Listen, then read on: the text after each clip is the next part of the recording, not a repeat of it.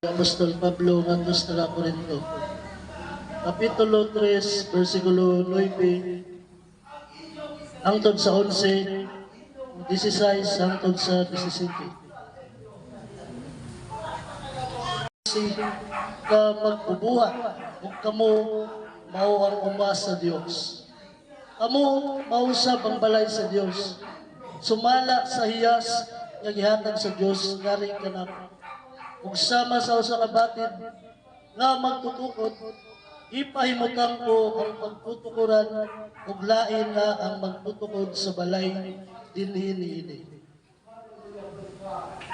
Apan kay wala nga ilaing katukuranan nga ikapahiluna ni bisan kinsa gawas sa napahiluna na nga mao si Jesucristo.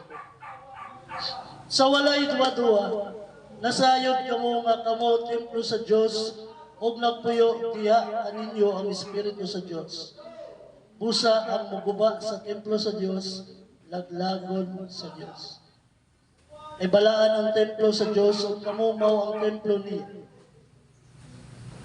Mao kini atong ikaduhang pambasa karong buntag. Salamat sa